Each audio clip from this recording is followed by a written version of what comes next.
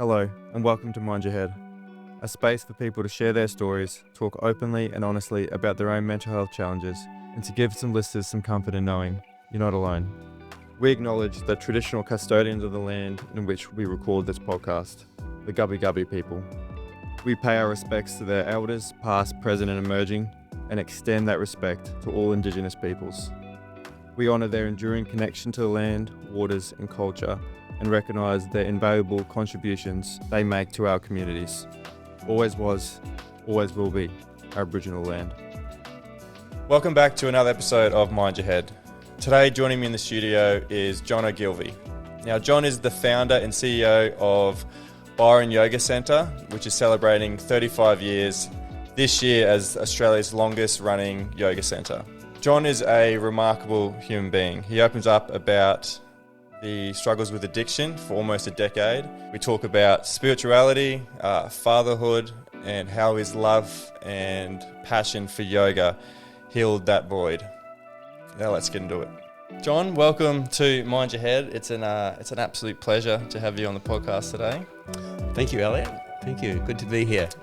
So you're the founder and CEO of Byron Yoga Centre. As I know, is it the longest running yoga centre in Australia? Is that correct? It's the longest running yoga centre in Australia that's had the same owner. Oh, okay. Yeah. And there's other organisations that have been running longer. So, for example, the Hare Krishnas, but it's not exactly owned by one person. Yeah. And, listening to you, reading a little bit about your story and, looking back, did you ever think that you'd be in this position and be such an icon in yoga, within the yoga community with, everything that you've gone through? Well, it started out really small. I was a sparky. Oh, were you? Yeah, and it was just something yoga became a passion. So while I was making money as a sparky, then yoga was my sort of outlet, for pleasure. Yeah. And then around about 40 years old, I retired. I thought, that's it. I'm not crawling under another house. Had it with the sparky stuff. And so I therefore gave a lot more of myself to the yoga, but also I got into the whole investing. Oh, okay. Yeah, which is a whole nother story. And were they good investments? Well, it was back in the 90s. Yeah. Back in the 90s, you could actually get the financial page, throw a dart, buy those shares, and they'd go up. How good. Yeah, it was very easy to make money. But so I gave myself to the yoga, and I thought I would just cruise along. I used to teach, it's almost like a mantra, Monday, Wednesday, Friday, 10 to 12. Yeah, I did that for year after year after year. Monday, Wednesday, Friday, 10 to 12. And the classes got so busy that to fit everyone in, I started doing an extra class, an hour and a half class, a 90-minute class from 8 to 9:30, half an hour for a quick coffee. Yeah. And then back to my Monday, Wednesday, Friday, 10 to 12. Right. So going back to, your sparky days, can you take me back to those younger years of your life, and what was home life like for you growing up? Okay, we'll go right back, yeah? Yeah, go right back. Right back. There I was, born in hospital. How long have we got, did you say? And I was born into a Catholic family. Yeah. And my plans were, from the first that I could think about having like a career, what I would do when I grew up sort of thing, I was going to be a priest. A priest? That was my ambition. Yeah. And as soon as I was old enough, I was an altar boy. 7 days a week I was in there. And 6 days a week I was there at 6 a.m, me and the priest. And quite often through winter, we were the only ones there in the church. Really? But as I got a little bit older, early teens, I started getting curious and asking questions, why is it that if you're not baptised, you can't go to heaven? Like you end up, even if you're really good, you end up in this other place called limbo or something. I think they've changed all that now. And if you do a mortal sin, that's it, eternal damnation. And how can we have this God that's all forgiving? Anyway, I had so many questions, was not getting satisfied answers, and I decided it was just all a con. So I gave it up. What age was that, you reckon? That was by mid-teens. Mid-teens. Yeah. And maybe even early teens. And by that stage, I gave up on the whole idea of being a priest and just became a naughty boy. And How naughty are we talking? Because I was a naughty boy too. I went through about 5 or 6 secondary schools. Oh, right. My shortest period before I got expelled was 2 weeks at one of them. What were you getting expelled for? Just silly things like truancy, smoking, Yeah. that sort of thing. Yeah, Just yeah. playing up. And so I left school when I was 14, just before I turned 15, and worked for a year. And I thought that's dead end. So then I put myself back through school to do, what they call it, they used to call it Form 4, Year 10. Yeah. Yep. And I successfully completed it, even though I did kind of like run away from home with my girlfriend for 3 months in the middle of the year and went fruit picking over in South Australia. But then I came back and finished that, and I was going to go back and do year 11, but again I fell in with naughty kids and decided that I'd go to work instead. And as I was working there, I was working at my father's factory where he was the general manager. And I was working just as a labourer, and I was watching the Sparkies going around changing the lights and just cruising around. And I thought, that's the life for me. Yeah, I'll do that. Yeah, so I started an apprenticeship as an electrician when I was 19. And so I don't want to draw this out for too many hours, but I did that. I completed my apprenticeship, and along the way I started getting into... Well, I'd already started drinking when I was about 13 and then graduated onto other drugs as my teens progressed. And by the time I was getting close to finishing my apprenticeship was when I was pretty involved in heroin. And also on apprenticeship wages, back in those days, you could barely live off it. So I was into selling drugs as well. Yeah, to make a living, Yeah. So what do you think first led you to, I guess, the alcohol use at 12 or 13? Yeah, 12 going on 13 is when I first started. And it was just peer group pressure, really. Yeah. I wanted to be one of the in crowd. Fit in, yeah. And really didn't fit in. I really felt like a square peg in a round hole. Oh, did you? Yeah, absolutely. And were you very anxious or socially... Well, I think insecure. Insecure, okay. Yeah, that would be the best word to describe it. Insecure, felt not as good as everyone around me. I think from my earliest memories, I felt false. I didn't feel I was real, and therefore I had to hide who I really was, how I really felt from people around me, and act in a way that I thought would be accepted by the peers. To get attention and that sort of thing, was it? Yeah, not so much attention seeking, more acceptance by my peer group, by the peers that I wanted to be in the group of. And that kind of went on until by the end of my teens, I was much more into isolationist and very much committed to the path of hedonism. Okay. Yeah. And I think I mentioned to you yesterday how I, to try and break out of that, I became very... I had my electrical contracting business happening by the time I was in my early 20s, and the pressure of that contracting business, I was using drugs, and I was switching between heroin and methadone, going on methadone programs, and I was basically really addicted to opiates. And I tried going to Saudi Arabia to try and break the habit, go to a drug-free country. I think there's got the death penalty, isn't it, too? Yes. Yeah, and so there I was for a while. But when I came back, I finally reached a point where I really got sick and tired of feeling sick and tired. The drugs weren't really working anymore. And I really didn't understand exactly why I was using so much, but I just felt that obsession and compulsion just to keep using.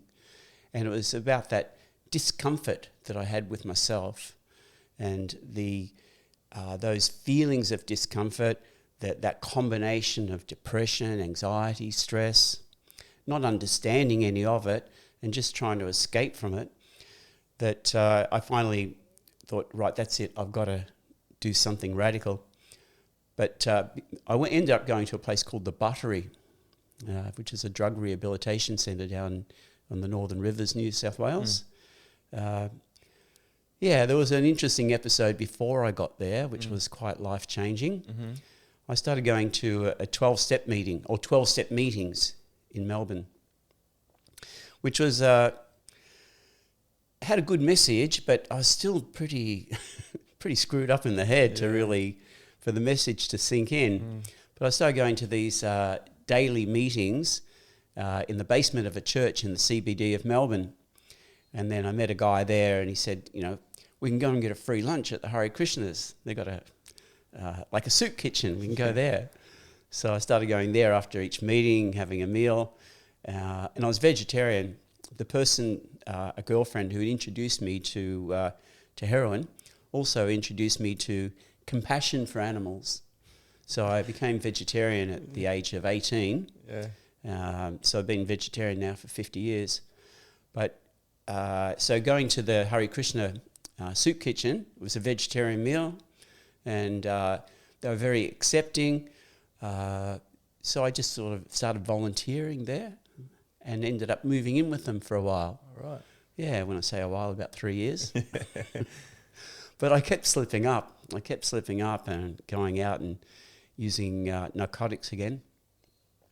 And then it just was a downward spiral to the point where I knew that I needed to do some type of long-term rehab, which took me to the Buttery, and I stayed there for about 5 or 6 months in that protected environment, residential community, and went to Sydney. After I left there, I went to Sydney to a halfway house, and it was one of the best experiences in my life because it was one of the worst experiences of my life. Really, a turning point? Oh, it was just hell there. Was it? It was just so bad that I thought, I never want to use drugs again and end up in a house like this again. Yeah. It was... what was bad about it? Oh, it's just so incredibly macho. Oh, was it? Yeah. The other people that were there had come from a place called WHO, which is an acronym for We Help Ourselves. Okay. But, yeah, they had a very different way of recovery where at that place, I'm not even sure if it exists anymore, where they would break you down and then try and rebuild you. Whereas at the Buttery, it was all about nurturing you, getting you to have self-acceptance and work on very positive changes. It sounded like the military when I was in there. It sort of try to break you down to rebuild you again. Yeah. Very brutal. Yes, yeah. Clean the toilets with a toothbrush type place. I was doing that in the army. It wasn't the army you went to, was it? No, but it felt like that house, that halfway military house. Yeah, it was very military based. Yeah. The only thing they lacked was a bugle to wake you up in the morning. So going back, you mentioned earlier that the drugs weren't doing what they were supposed to be doing, or they weren't doing what they were doing before. And what feeling did you get when you were sort of on drugs? Because from my experience, it was like I had a lot of, I guess, anxiety and a lot of head noise and a lot of thoughts that I didn't know how to control. I didn't know how to quieten down. And then when I first started experimenting with drugs, it was like this most euphoric feeling of just like calm, peace. It was I had nothing in my head. It was just silence. And it was, up until then, I could not turn my brain off. I struggled going to sleep. I couldn't just watch a movie and just absorb the movie. I would be thinking about school. I'd be thinking about what happened yesterday or what's going to happen tomorrow. I was just constantly racing all the time. And that was like I talk about sort of why was I addicted to drugs. I was addicted to the feeling that it was giving me. It was just complete, utter silence, and is that euphoric feeling that I kept chasing for a long time. What was the feeling that it was giving you? Well, the narcotics, that is the ideal sensation that you get, is that euphoria. It's not that it takes your problems away, but it just makes you forget about them, not think about them. But after a while, because you start to build up a tolerance to the drug, and the chasing and the getting, especially once you build up a tolerance, no longer will $10 a day do it. You need $100 a day or whatever to be chasing that euphoria. Yeah. I know exactly what you mean. And I also developed an addiction to the needle. Okay. So sometimes when, to get really graphic, Get graphic. You'd get the heroin powder, and then you dissolve it in warm water in a spoon, and you get a little bit of a clean cigarette butt in there to filter it, and then inject it.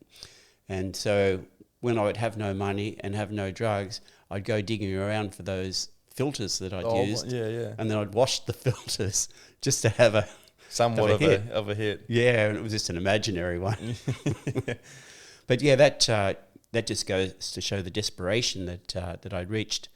And the final time when I really realised that I needed help was I had a hit that was so strong that I just sort of, slight overdose, like it just knocked me out straight away before I even had a chance to take the needle out of my arm. And when I woke up, all I could think of was I was still feeling low, still feeling flat, and yet I was as stoned as you could possibly be without, being dead. Really?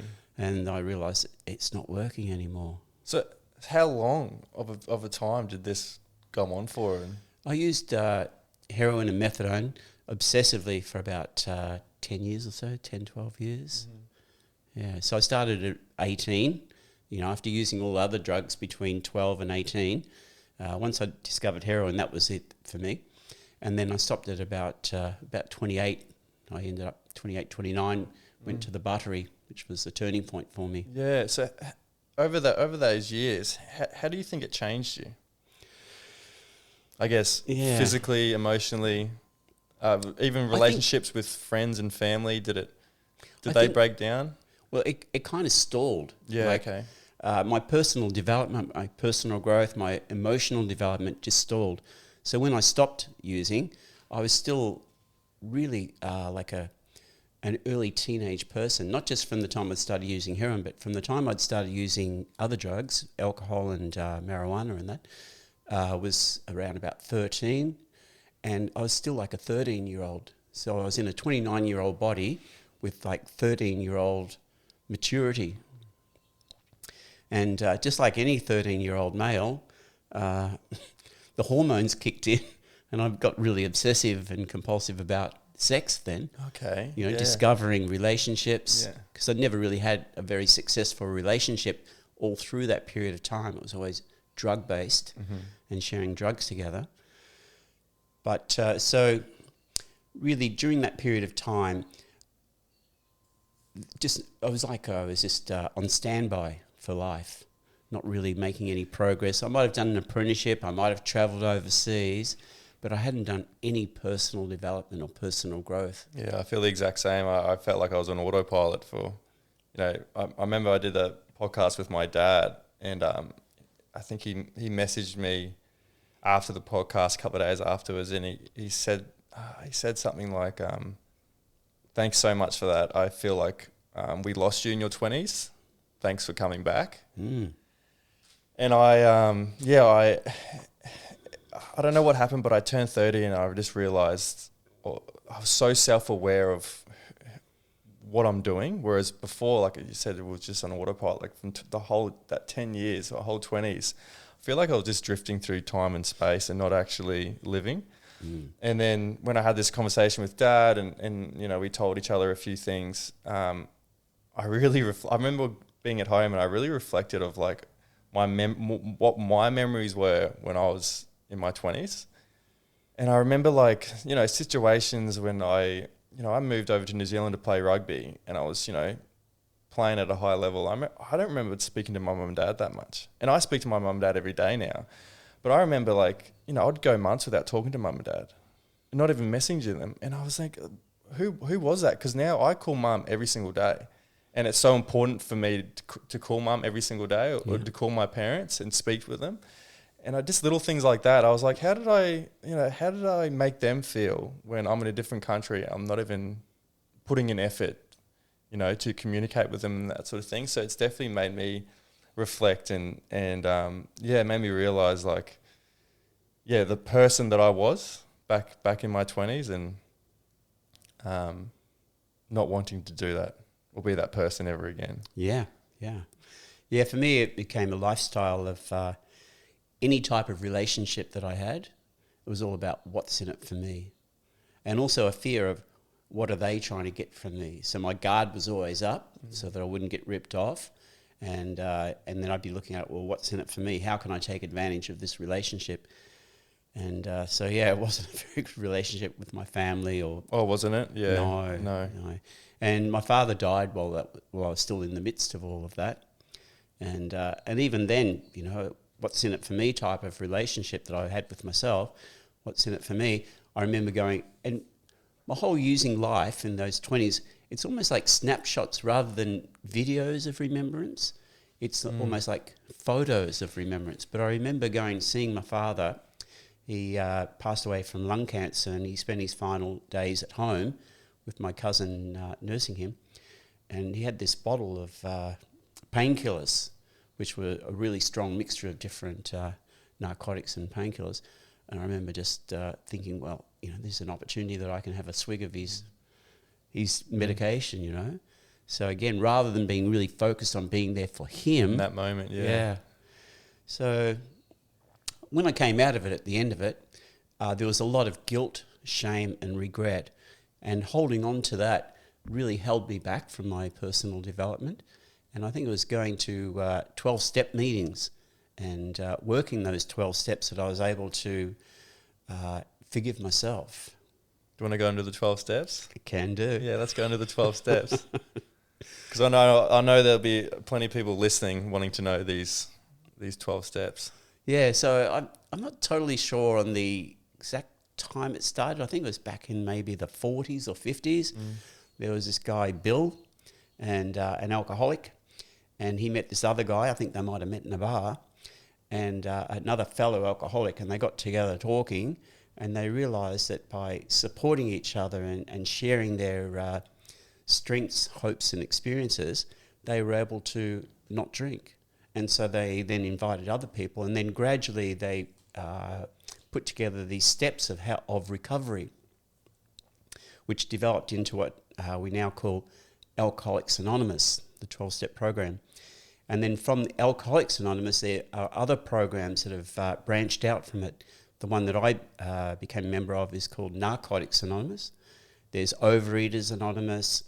There's Al-Anon, which is for the teenage children of alcoholics. Nar-Anon, teenage children of Narcotics Anonymous, or opiate addicts. So there's all of these other 12-step programs, and the only difference between them is the first and the last step, step 1 and step 12, which mentions the actual condition. Like in Alcoholics Anonymous, it says we became powerless over alcohol, whereas in Narcotics Anonymous, it doesn't say we became powerless over narcotics, but we became powerless over our addiction. Okay. And our lives had become unmanageable. That's that first step. And then the 12th step in Narcotics Anonymous is we help share this message with other addicts who are trying to recover. Whereas the steps in between are the same in all the different 12-step programs. Mm-hmm. And it's actually said that the first 3 steps will get you clean. The last 3 steps will keep you clean. And then the ones in between, the 6 in between, they will give you the quality of life. Okay. Yeah. So I took them quite seriously when I got out of the Buttery. The Buttery really introduced me to how to work the program, whereas I dabbled in the program before I went to the Buttery, but I didn't really get it. I wonder if I had brain damage at that point. But when I got out of the Buttery, I made a commitment to do 90 meetings in 90 days. Okay. And did you do it? yeah, I did. You did, yeah. Yeah, I went to a meeting every day. Yeah, that was my priority. And then in the 12-step program, they have a prayer called the Serenity Prayer. And every night, so previous to the Buttery, every night I just went to bed stoned. It was really easy to get to sleep. And then after I left the Buttery, I was having trouble sleeping. I used to meditate on the Serenity Prayer. And it's a really powerful prayer. God grant me the serenity to accept the things I cannot change, courage to change things I can, and the wisdom to know the difference. So the key words there are courage, wisdom, and serenity. I love that. Yeah. Yeah, quite powerful. Going back, were there any warning signs for you, and maybe not at the time, but maybe looking back on it, were there any warning signs for you that your addiction was, escalating? Yeah, it's an interesting thing, like they say, were we born to be an addict? Yeah. Or did we become an addict? That nurture-nature equation. And there's no one, no ordinary people have an answer to that. Something we haven't even touched on is something I discovered after I moved back to Byron Bay, was yoga philosophy. In the yoga philosophy, it's kind of given me all the answers. But at that stage, I didn't know. Yeah. But I considered that I was probably nurtured into it because my father was a workaholic and smoked 2 packs of cigarettes a day. So he was obviously a nicotine addict. And my mother, God bless her, passed away now, she also had a problem with eating. She was a very big woman. And Okay. Yeah. And I'm are you familiar with Johan Ari? No. He wrote these amazing books, Lost Connections and Stolen Focus, and I've listened to a lot of his TED Talks he's given on addiction, and he's sort of encouraging people to change their view on addiction. And he says, instead of asking people who are struggling with addiction, what's wrong with you, he poses a different question and should be asked, what happened to you? Mm-hmm. And I was just really interested if there are any experiences that sort of push you towards addiction. I know it's like the lifestyle of mum and dad. What about friends groups? Was it something to? Well, definitely the friends group, Yeah. And also my insecurity, my shyness made it very difficult to communicate with girls. Did it help when you were? Oh yeah, Did it? Yes, helped me. that confidence. Yeah. But then I wasn't really having very healthy relationships when drinking and drugging. But it just gave me that false bravado, gave me that confidence, and of course if I was unsuccessful, then I could just get extra drunk and have a good time anyway. Yeah, and forget about my social failure. Yeah. How did it affect your mental health at that stage? I know for me, my mental health really declined because at the same time while my drug use was going through the roof, I was also, playing professional footy. I was living 2 lives of health and fitness and training and sort of mindset, but also on the inside, I was falling apart. I was going down this downward spiral, and not many people, I guess, would have known that maybe on the inside that I was really, really in a dark place. Because on the outside, I just tried to hide it. I would sort of put a mask on, kind of what you were saying before, that I was afraid to be me. So I would always, keep people at arm's length. I'd always have a mask on, and I didn't let anyone get to know the real me. I was always, Elliot, the rugby player, or we'll see Elliot at trainings and, games and maybe out on the weekend having fun. But I guess no one sort of knew when I went back home, the struggles that sort of kept going on. Can you describe sort of your mental health state and how it, I guess, went downhill from there? Yeah, so my whole thing was about being cool. Okay. And if people could say, John's okay, John's cool, then I consider that successful. And so what that meant was that I had to really portray this really cool front. And I also was afraid that people were judging me, is he cool or isn't he cool? And at the same time, I was also judging them. And without realising it at that time, I had this social ladder.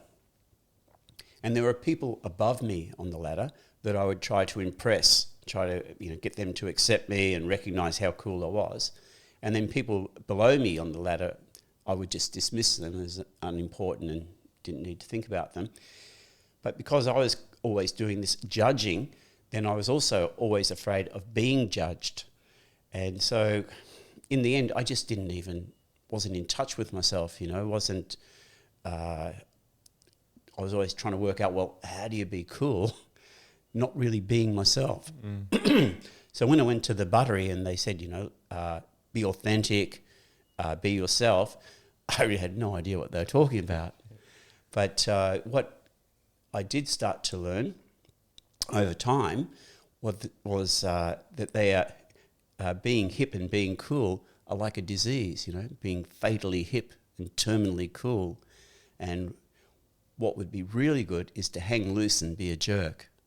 And that process of just hanging loose, being a jerk, not worrying about what other people might think of me, and really adopting that saying, I think it was Shakespeare, above all else, to thine own self be true.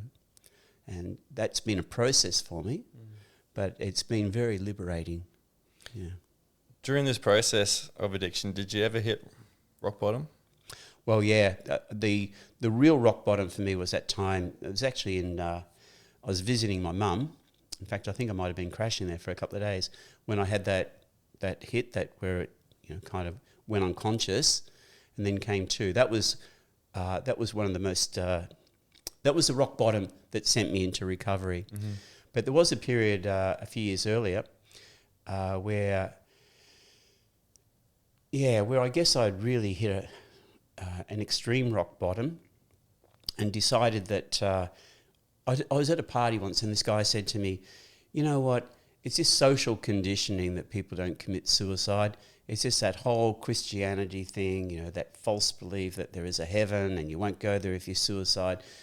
We have the right to do what we want to with our own bodies. And that idea stuck in my head and it kind of grew or festered. And I decided that I would really be doing the world a favour if I suicided. You know, it's of no use to anyone, and especially of no use to myself. And so I planned it out. I had a binge for a little while first, but before I ran out of money, I went and bought as much heroin as I could and got some tablets as well. And then I booked into a motel room, took all the pills, injected the heroin, and I guess fortunately for me, I got ripped off and it wasn't very good quality heroin. But it was still enough to put me into a coma. And the cleaning woman who found me on the floor the next morning, she called the ambulance. I ended up in hospital. You mentioned a little bit about your own experience with this, but I went into a coma where I wasn't able to move or speak. I was in St. Vincent's Hospital, and my father had already passed away, but my mother would come in and she would sit there and you know, she'd cry and hold my hand and that, but I wasn't able to speak. And then after another day or so, I could start to murmur a little bit, and I started thinking, this is it. You know, I'm going to be a vegetable. I'm going to know what's going on around me, but I'm not going to be able to communicate. And it's pretty shocking. And then I did start to get better. I was able to speak again, was able to get up out of bed, and then they sent me off to a place called Pleasant View, which is, well, I'm not sure if it's still there now in Melbourne, but it was a short-term drug rehabilitation centre, very short-term. And a Catholic priest came and saw me. And I'd already given up on I was going to ask you, you're not religious. No, but he was a nice guy. Yeah, he was a nice guy. The chaplain came and saw me too. And he said to me, you've survived for a reason. You may not know what it is yet, but there must be a reason. And I thought, yeah, I'm going to believe that. I'm going to believe that I survived for a reason. I don't know what it is, but no matter how bad things get, I'm never going to try that again. I'm going to push forward in life and try and discover what my true purpose is. So, and was this the first time, you know, that you seeked help? I didn't really seek it. I guess you didn't. Yeah, it's just where I landed up. I was just a leaf in the wind being blown around. So when I got out of that place, I just used again. Yeah. Yeah, it wasn't until, well, after that, that's when I went to a couple of meetings and went to I tried the Hare Krishnas to get clean, which again didn't help because for me it really is, I see it as a disease, you know, and I had a disease. I had the disease of addiction, and people say, oh, that's a cop-out to say it's a disease. But for me, I was ill at ease with myself and with life. I really felt diseased. And like any other disease, you know, like if you've got hepatitis, you've got to treat it. And if you treat it well, then you'll start to recover. As it turned out, in my years of using, I ended up with the whole ABC of hepatitis. But again, through healthy living, I've actually cured myself not only of hepatitis A and B, but hepatitis C as well. Oh, really? Yeah. You see, I'm virus-free of hepatitis C. So let's go into this, your treating and your recovery journey, because you talked about the 12-step, you talked about the buttery. When did you find yoga, and when did you sort of fall in love with it? So that was an earlier stay at that place called Pleasant View. Yeah. I stayed there a little bit earlier. I did a 3-day stress management course there. And one of the night staff, who wasn't a therapist, he was just a nurse who was on duty at night, he said, in the morning, I'm going to do this practice called yoga. Would you like to join me? And I said, I've never heard of it before. I'll give it a go. So we went outside in the morning, early in the morning, and he had these full-cut sheets of paper with stick drawings on them. And he said, okay, we're going to do this one, we're going to do that one. And he said, we're going to do a thing called tree pose. Now, you can only do tree pose by holding onto a tree, otherwise you'll fall over. I said, okay. And so I did that with him for a couple of days, and then he said, look, I'll make a photocopy of this and you can take it home. So I did that. When I read the instructions carefully, it said before you do the practice, you have to move every joint 3 times in each direction. Okay, so there I went. Takes an hour. Yeah, it would take an hour. Every joint. But I did it. So I spent an hour doing that. And then I tried to copy these stick pictures. And then after that was about another hour. And then it said, okay, now you've got to do these breathing exercises. You've got to sit down and you've got to lie down. And that was another hour. So I started doing these 3 hours a day. And I thought that was yoga. And then a friend invited me to come along with him. He was a member at the Melbourne Uni, where you could go swimming in the pool. Mm-hmm. And I went there and I saw the notice board and it said, adult education, yoga classes. I was like, what? Classes about yoga? So I signed up straight away. Yeah. And then I thought, well, if there's classes here, there could be classes in other places. And that was it. I was obsessed. I just went everywhere and anywhere that I could find yoga. Yeah. But that was like back in 1980. So what was the yoga scene like back then? Very selective. There was a style. There was 2 styles called Shivananda yoga and Satchidananda yoga. Mm-hmm. They were very gentle. And have you heard of Osho? But yeah. So Osho was really big. His previous name was Bhagwan Rajneesh. Mm-hmm. And the people who followed him were called the Orange People. Okay. And they would wear these mala around their neck with a picture of him. Yeah. And they were doing some pretty weird stuff, and I went and tried yoga with them. Yeah. But the yoga that I did at the Melbourne Uni was a style called Iyengar yoga. And Iyengar was an Indian gentleman who had a very strict style of yoga. And that really hooked me in. And I did that style of yoga then for the next 20 years. What were you hooked by it? And how did it... Just a calming effect. Okay. It was like I was able to get the same results that drugs gave me while I was doing the yoga. Right. Yeah. And are you practicing mindfulness while you're doing yoga? And yes. Is that all one, yoga and... Because the Iyengar yoga technique, you're so focused on your alignment that your mind is fully absorbed in what you're doing. The present. Yes. Okay. Yeah, if you start thinking of other things, you'll lose your alignment, you'll lose your balance. Mm-hmm.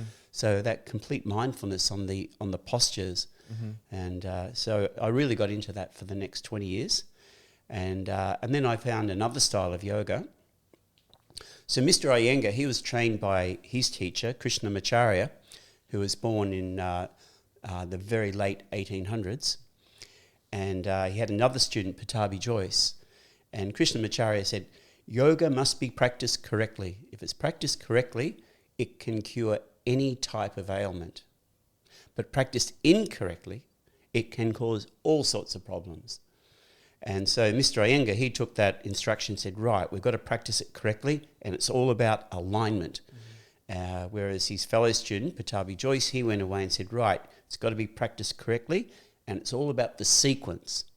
It should be practiced, and he put together a sequence, which his students called Ashtanga, the Ashtanga yoga sequence. Mm-hmm. And so after doing Iyengar yoga for about 20 years or so, I discovered this Ashtanga sequence, and I did that for about 5 or 6 years, which was really dynamic, really dynamic. And I reached my physical prime in my mid-30s. Well, I was gonna. Is it dynamic physically? With putting some. Oh, was it? Yeah, very. He actually designed it for young teenage Indian boys. Okay. Who are like super flexible, you know? Yeah. And there I was in my mid-30s. Trying to do it. Yeah. And actually got quite a few injuries in trying to do it. Oh, right. Yeah, Okay. just pushing myself so hard. It became quite competitive for me. And so I reached a point in my mid-30s, late 30s, where I thought, what am I doing? Why am I doing this? Why am I trying to force my body into positions it's not able to get into, and it's getting injured in the process?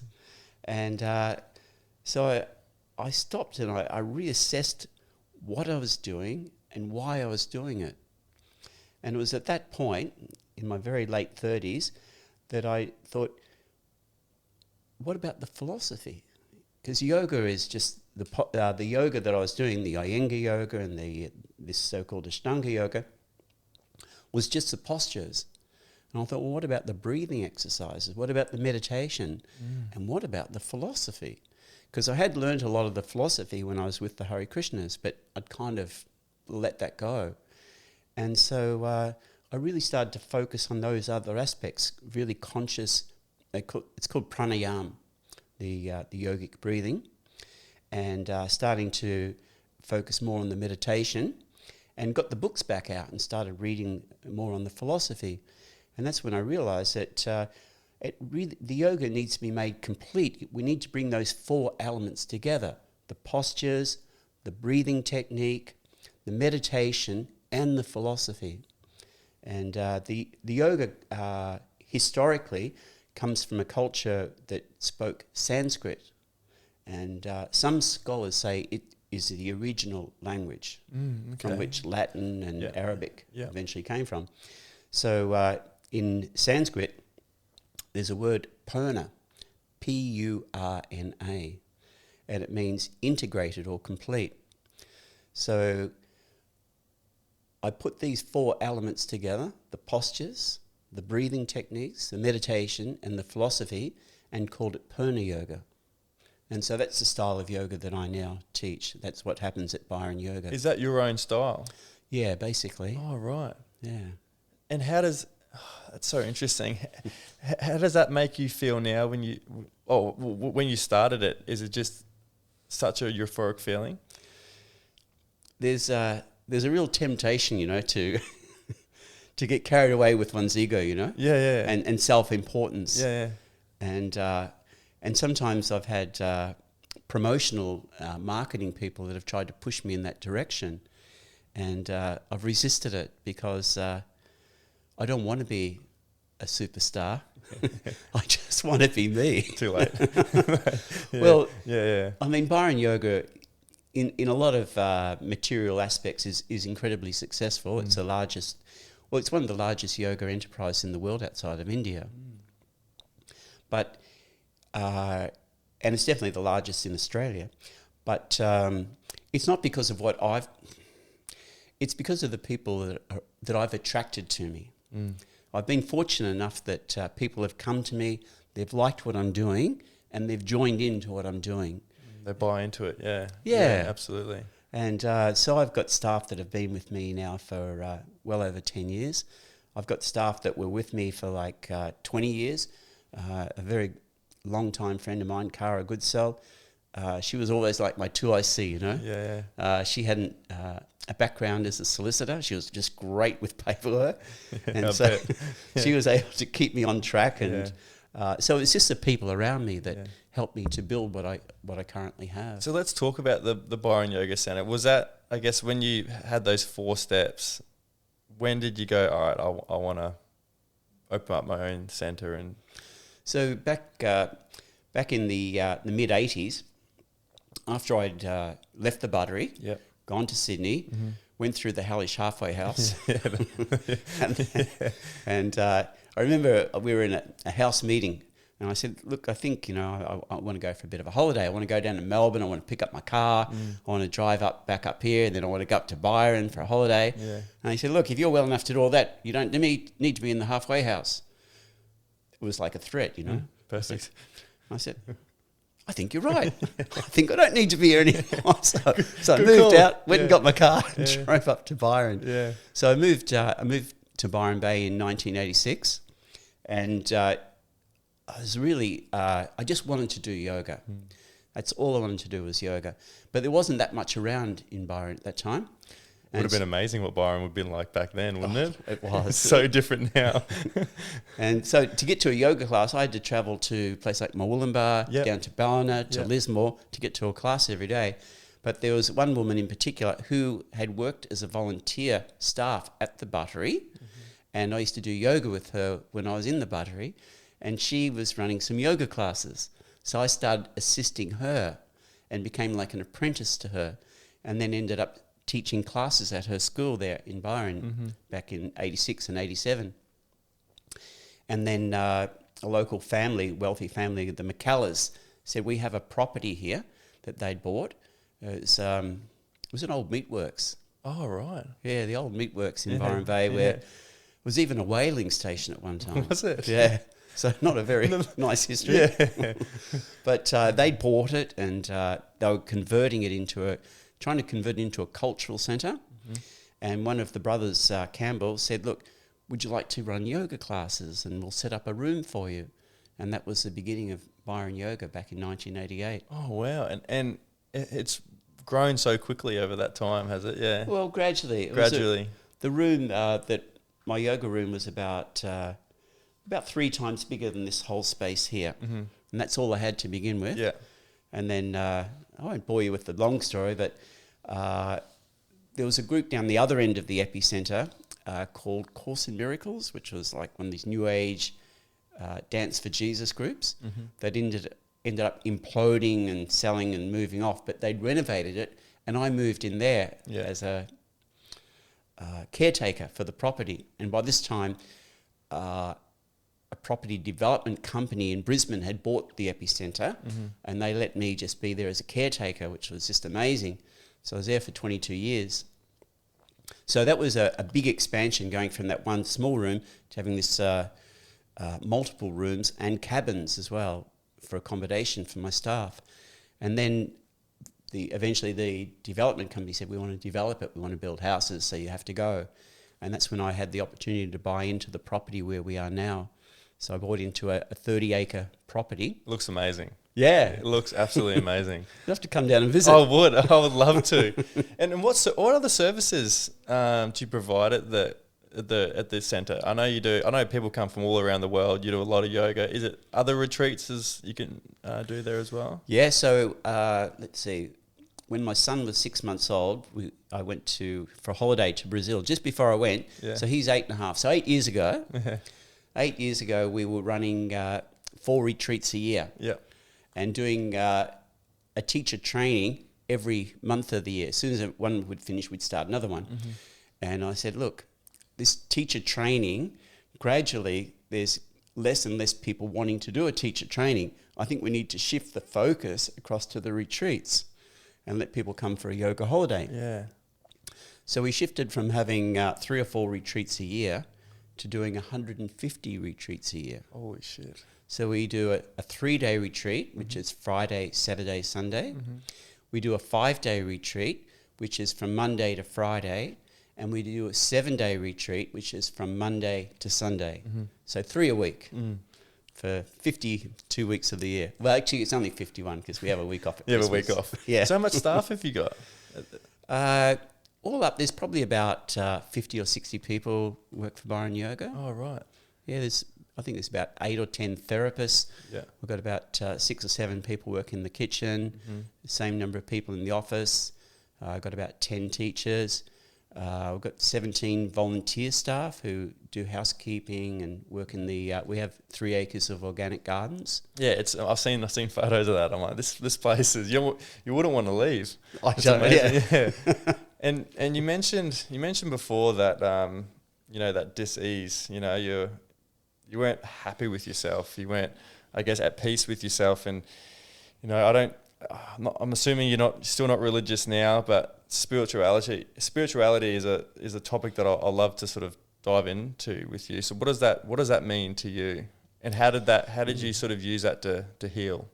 So I like to work backwards. Okay. You think of, because I also run an RTO now, a registered training organisation. Mm-hmm. So we are very answerable to the government on how we manage that registered training organisation. We have international students come and study with us for a year. So we have to do assessments. Mm-hmm. So, and we have to graduate them as being competent to go out and teach yoga safely.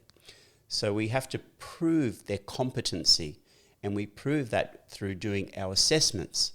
So working backwards, they have to be competent. Yeah. We have to prove their competency through doing assessments. So therefore we need to create session plans on how we can train them to be found successful in their assessments. Mm-hmm. And then in those sessions, we then have to produce resources to use to do the training. Okay. So kind of working backwards, yeah. So I kind of do the same with my life. Okay. So what I want to be is I want to become the best version I can of myself. So I'm working backwards from that. What can I do today that supports me in that direction? Because I firmly believe that is the purpose of human life, mm-hmm. to become the best version we can of ourselves. So on a daily basis, just make choices that help us to become a better version of ourselves. Mm. So I like to keep it simple. I'm very much into the KISS process. Keep it simple, Keep sweetie. it simple. Well, that's definitely, that's definitely at the forefront of my goal. Probably since I was 30 was how do I be the best version of myself? Because, like I said, the 20s weren't. I know I wasn't a very good person to be around. And even looking back on it, I didn't like who I was. Mm. So even like you just said then, I'm making choices every day. And it's almost, I feel like I'm making choices for the future Elliot, whereas I didn't even care about the future Elliot in my 20s. I couldn't give a rat's ass what these choices are going to impact me later down the line. But now that's such a important, like I want to have kids with Jordan, and we've talked about, how we are going to be as parents, and, and the lifestyle I want to lead around my kids and that sort of thing. So I definitely, I'm definitely living that same life of trying to be the best version of myself, and making the choices that are going to benefit me later down the track. Mm. Mm. But what I found was there wasn't a very clear roadmap about making these choices. Okay. So in the earlier days, in my late 30s, early 40s, I was a bit confused. Like, do I do this or do I do that? Both options seem pretty good. And I even remember going and seeing this spiritual teacher, Barry Long. People used to joke about calling him Larry Bong. And I asked him this question, like, when I've got two options and both seem equally good, and I get stuck, I don't know which one to do, which one to choose. And he said, well, you just choose one. I said, yeah, but what if it turns out to be the wrong one? He says, it can't be the wrong one, because no matter what you choose, you will learn a lesson from that. And from that lesson, you can then move forward. And it was like, wow, I get it. And so that took away the fear of making a wrong decision. So I just simply, if it seems equal, I'll just choose one and do it. Go along with it. Yeah. And so the other thing also life has taught me is that we make the most amount of personal growth when we're in the most amount of pain. Because when we're just super comfortable and we're just cruising along, there's no motivation to really do much about making personal changes. But when we're going through pain, as we were in addiction and other challenges that come along in life, then we're motivated to do something about that, to make those positive changes. Mm. So no longer do I ever see difficult situations as being a punishment, but as an opportunity to find a solution, to learn, to grow, to improve and change. Mm. And so that, as I was talking about a moment ago, that roadmap for me, I looked deeper into the yoga philosophy, and started studying a book called the Bhagavad Gita. And then also from there, there's a follow-up book called the Yoga Sutras. And those two are enough for me. Yeah, is that your guiding force, is it? Yeah, well, particularly, like the Bhagavad Gita gives you that foundation knowledge, and then the Yoga Sutras give you... the Yoga Sutras is like a how to become enlightened, and you can just take that and go and live in a cave in the Himalayas and become enlightened. But look, I'll just give a plug for this movie. The Razor's Edge. You got to look in the camera when you do it. The Razor's Edge. It's a book written by Somerset Maugham, and made into a movie starring Bill Murray, from Ghostbusters. Yeah. And I've seen it 20 times. Yeah. And there's a line in there that I think is quite relevant, that it's easy to be a holy man on the top of a mountain, but to actually take that knowledge, that information, and bring it back into everyday life. Yeah. Did this help you reconcile with the feelings of, I guess, guilt, shame from your past? Yeah, that kind of... I think the 12-step program helped me to deal with those feelings, that I was able to not dwell in guilt, shame and regret. But what was still going on for me through my 30s, 40s, was a series of disastrous relationships. And I had to see that in that pattern, I was a negative factor that was basically destroying the relationships. And I thought, why am I doing it? And I came to the conclusion that when I would find someone that I was very attracted to, that we were compatible together, I would reach a point where I would sabotage the relationship. I thought, why? Why am I doing that? Why am I sabotaging the relationship? Why am I starting to treat this person so disrespectfully that they would leave me? And I figured it was because I didn't like myself. And because I didn't like myself, when they would tell me that they really loved me, I would completely lose respect for them. Because how can they love me when I'm so, not worth it? Broken, yeah. And so what I needed to do was to learn to completely forgive myself and learn to love myself and to give myself the benefit of the doubt that I really am doing the best I can. And that was a turning point for me. And unfortunately, I was still very broken in my first marriage and managed to destroy that marriage. But we have a wonderful daughter out of that first marriage. And then when I'd reached a better place in my life, I met my current wife, and we've been married now for about 8.5 years. Congrats. We have 2 wonderful children. We have a son who's 8.5. He was 3 weeks old at our wedding. Talk to me about fatherhood. Well, I guess, what has it taught you about yourself and about life? It's taught me the importance of responsibility.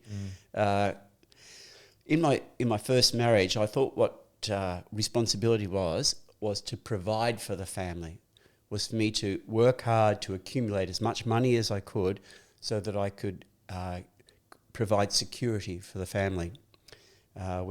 As I mentioned earlier, I got involved in the stock market, and I got very, very carried away and geared it up and to the point where with the GFC, I finally lost it all and lost the marriage as well. And but then in my second marriage, it's been more recent. It's been a process over the last few years, and part of that process, I got involved with the Freemasons. Okay. Yeah, who are my landlord I have a centre, yoga school in the centre of Byron. Yeah. And they're my landlord there. So describe the Freemasons. So a lot of people say they're a secret society. Yeah. But they're not. They are. I watched the movie National Treasure and they talk about that a lot in there. Okay, I haven't seen that one. But they're not a secret society. They are a society that have some secrets. And Okay. and they're not major secrets. Yeah. But what they are is there are certain ways that they can identify themselves to other Masons, and that way of identification is a secret within the society, but it's not a secret society. Okay. And what I liked best about it was it seemed to be a group of elderly men who were really smart, really switched on. And whereas I find most elderly men, they're right on the edge of senility. But yet here were all these elderly Freemasons, and they're as sharp as a tack. I thought, what have they got that the rest of society don't have? The rest of most elderly men you meet, they've just lost it. And so anyway, what I wanted to say about them is that they say family always comes first. First is family, next is business, and then your other activities such as being a mason or being a football coach or whatever your other hobbies might be. But always put family first.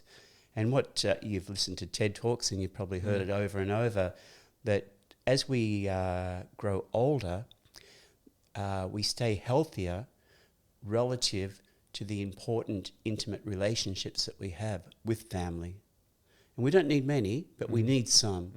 And so, I now put family first. And it's really interesting because I've talked about some of my close friends are newly dads, and like you said before, is like that really popular narrative of fathers to go out and provide and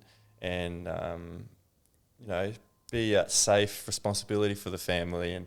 And he said, one of my mates said to me, it's more important to be there for them and to spend time with them rather than, you can always go out and earn money, you can always go out and, do these things, but you're really looking back on it, you won't remember the days that you're at work, you remember the times that you're at home with your kids and spending time with your kids. And he said that's this, if I could give you one thing, it's spend as much time as you can and quality time, be present at that time with your kids.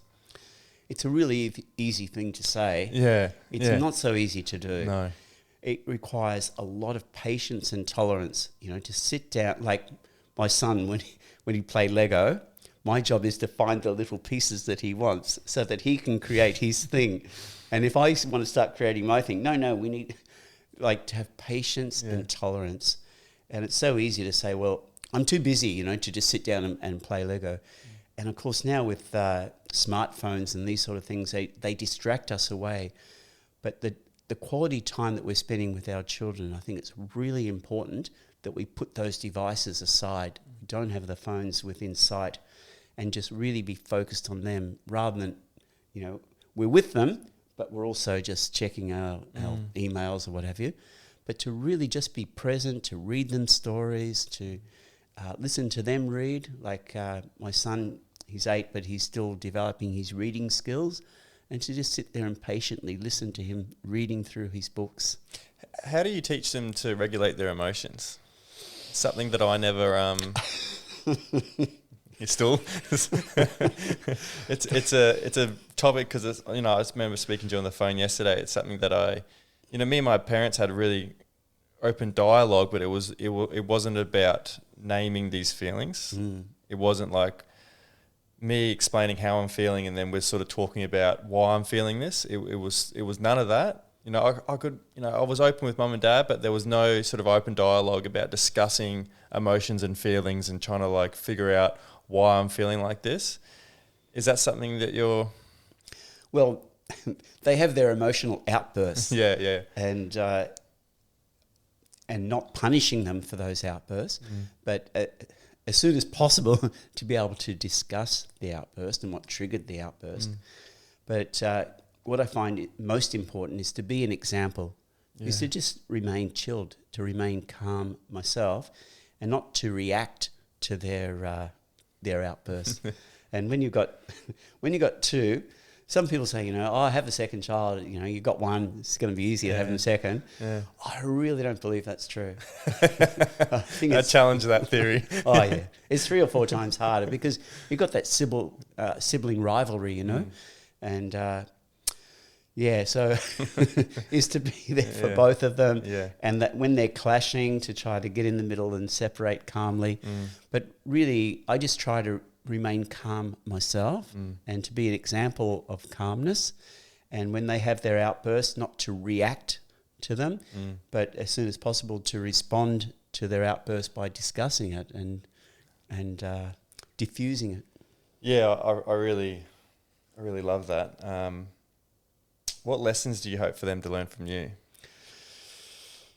They really got to learn their own lessons. I remember, even with my older daughter, who's now 27, on a hot day and they want to put a jumper on, and you tell them, no, it's too hot to put a jumper on. You really got to let them learn their own lessons. She needed to put her jumper on to realise it was too hot to have a jumper on and to take it off. It's funny, like I read something the other day, is that kids don't listen to what you say; they watch how you live. Yeah. And like you said before, be that example. Yes. Yeah. Be that example. I remember again when my older daughter was quite young, I asked someone I had respect for advice about discipline. How to discipline my daughter. Should I hit her or not hit her? These type of things. How do I discipline? And he said, well, discipline. It's about you being disciplined. It's about me having good habits, having good lifestyle choices. And by me being disciplined, then she would follow that example. It's always a reflection on yourself, isn't it? Exactly, yeah. So I'm hoping that they will have to learn their own lessons. They've got to walk their own path. But I'm hoping that by me being a good ear to listen to them, by being there whenever they need me, by not judging them, that, hopefully their path will be what it will be. But they're going to have their challenges, unfortunately. It's a challenging world out there. I made a mistake with my daughter. I gave her an iPod when she was just turning a teenager, and at that point she stopped reading books. Oh, yeah. So I'm not going to repeat that same mistake with these two younger ones. We talked off air, and I like to probably pick up on that conversation about sacrifice.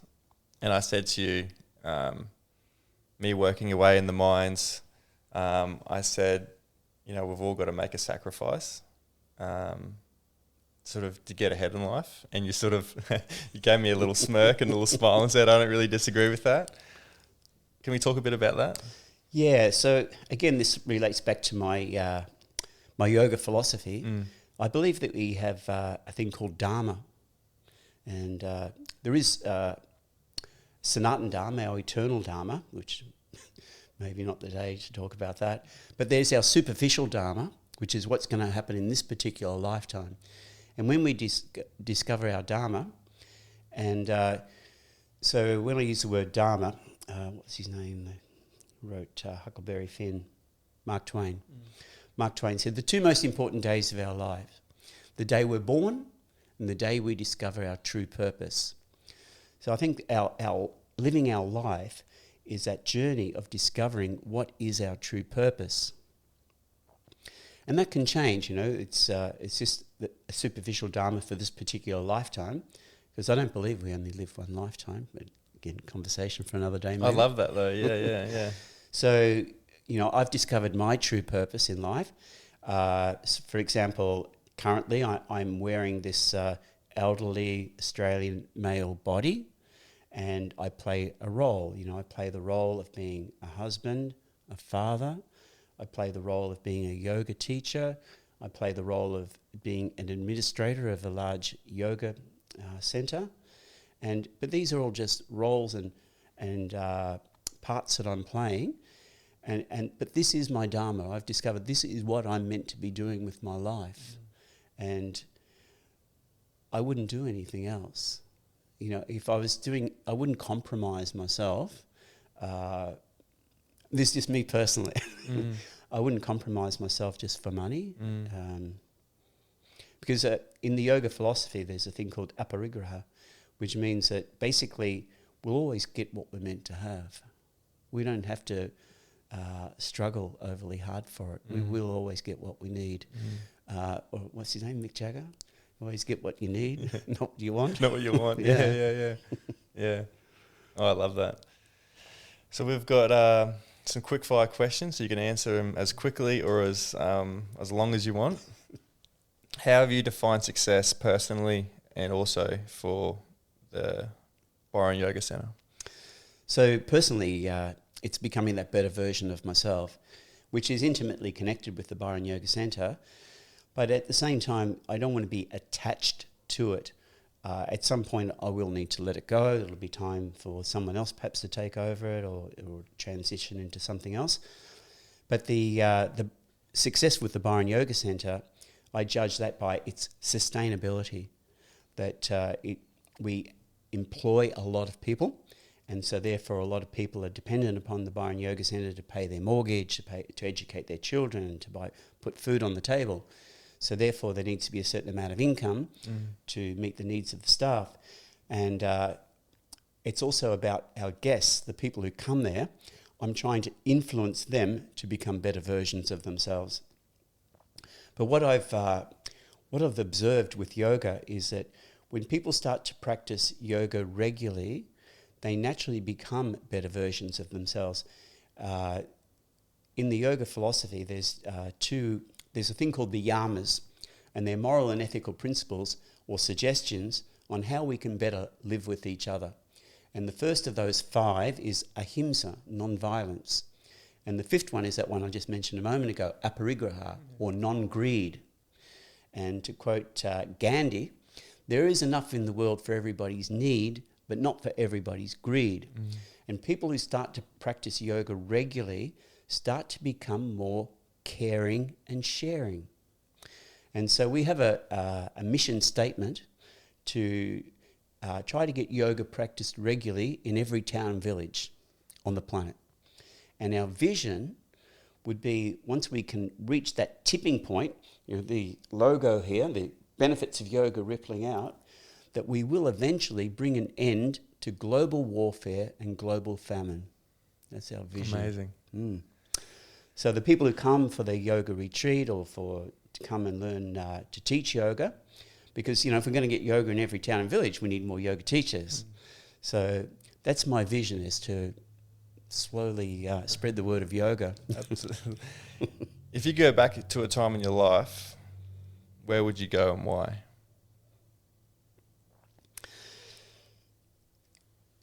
Earlier in my life, I would have definitely said, I wouldn't have done drugs, and I would have, I was thinking to myself, I wouldn't have left school at 14. I would love to have studied medicine. I would really love to be a qualified endocrinologist. And every so often I think, maybe I'll go back to university and become an endocrinologist. Yeah. I've even looked it up. But really, I feel I'm right where I'm meant to be. That's another thing, you don't live with regret or wish that you hadn't gone through what you went through? No, I needed to go. That. I needed to go through what I went through. Just something we haven't spoken about, but 2.5 years I got diagnosed with terminal cancer, and they gave me 6 months to live. And that was a real wake-up call, stage 4 cancer. And I said, whoa, okay, where to from here? 2.5 years ago, you said they gave you 6 months, 2.5 years ago. Yeah. And so they said, we can hit it with chemo, we can hit it hard, but we better move fast, hit it hard, hit it fast.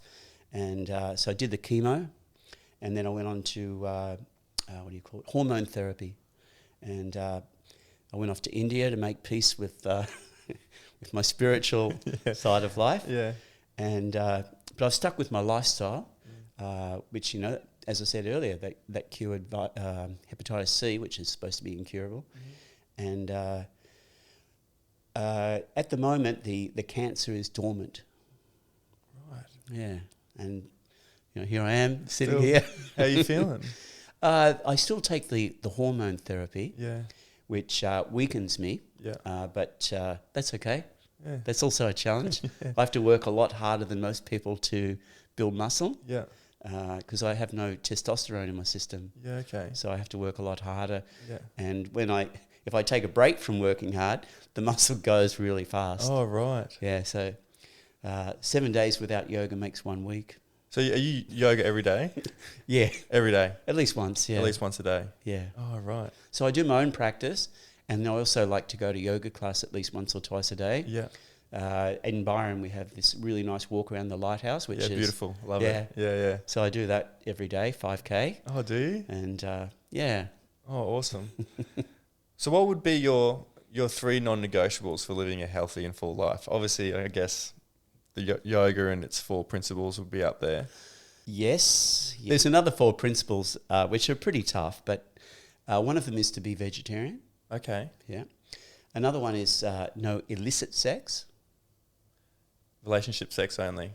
Yeah, and even then, I say it is a way of expressing love, something that's given, not taken, and in moderation, because it's really easy to get obsessive and compulsive about sex. No gambling, and no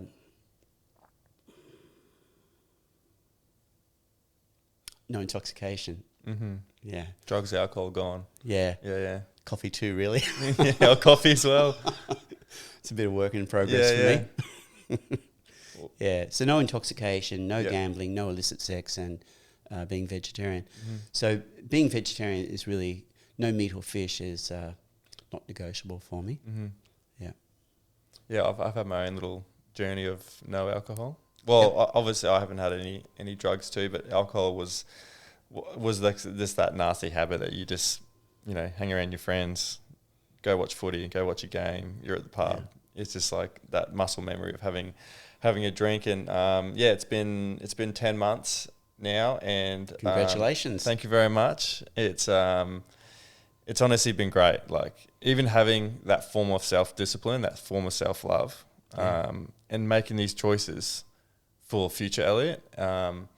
It's been, I'll never touch it again. It was an idea that I was toying with for years, and for me, I never enjoyed alcohol. I never enjoyed the taste. I enjoyed the way I felt on it. I didn't like the person I was, but I liked how I felt on it. But it was more so the gateway for me. So I would have one beer, and then the party drugs, and that was sort of my sort of way to get into it. And I remember all through my 20s, was just have one beer, and then it'd be, I couldn't just have one beer either. It was we're either having nothing, or we're staying up for 3 days. Yeah, there's the old saying, one's too many, and then 1,000's not enough. Yeah. So that's been something that I've it really has. Like, I've had such a good 10 months off it as well. Feeling, sleeping, eating, it's all improved, and I'm slowly getting my mates around there as well. Great. But that's another thing that I don't like to push onto people. People are on their own journeys, and how it feels for them is different for how it feels for me. Yeah, lead by example, not promotion. Exactly. Oh, this is an interesting one. What's more important during recovery, self-control or self-esteem? Well, self-esteem, because self-control, like white-knuckling it, just saying, I won't do it, won't last, Sooner or later it's going to bust out. But as we start to improve our self-esteem, start to feel better about ourselves, then that makes our choices more sustainable, I believe. Yep. What advice would you give someone in recovery who is considering incorporating yoga into their healing process?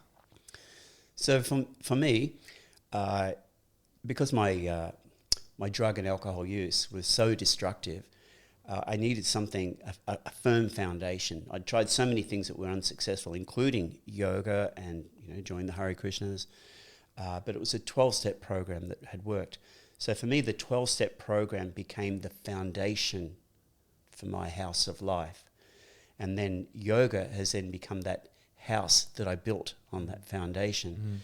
So just incorporating yoga into our lives, whether we do it once a week, or I say it's great to do it at least once a week. I mean, if you can do it twice a week, that's 3 times better. If you can do it 3 times a week, well, it's 5 times better. But 6 times a week's enough. Yeah. And finally, what legacy do you hope to leave behind through your work? I'm hoping that I've encouraged enough people to find that yoga has improved their life, that they'll continue their practice and they're sharing it with others. I say, a very important spiritual principle is we keep what we have by giving it away. And I think that can apply to so many different things, you know, by instead of like trying to chase people to love us, which is a real materialistic type of love. And once we find someone to love us, then we do the best we can to hold them hostage, but rather to love others unconditionally. And the same with money. We'll always get what we need. And when we've got more than we need, then to share it with others, to share it responsibly with others. So whatever we have, to share it with others. So hopefully I'm influencing enough people to practice yoga regularly and even to be yoga teachers, that those benefits will keep rippling out well after I'm gone. Well, I think you've influenced so many people during your practice, and it's been an absolute pleasure to meet you and have you on the podcast today. And is there any questions you have for me? Or it's okay if you don't. I just thought I'd extend it out there.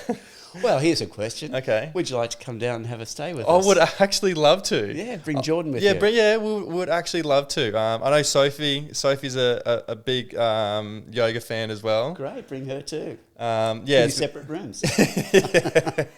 But yeah, again, it's been an absolute pleasure getting to know you over the last couple of hours here, and yeah, you're a great man, an inspiring person, and thanks again for coming on. Thank you very much, Elliot. Thanks, mate. Thanks so much for listening to another episode of Mind Your Head. If you'd like to support the show, be sure to subscribe to us on Apple Podcasts, Spotify, YouTube, wherever you listen to your podcasts. It really supports the show and helps others discover us. Don't forget to join us on Instagram and TikTok at mindyourhead.podcast.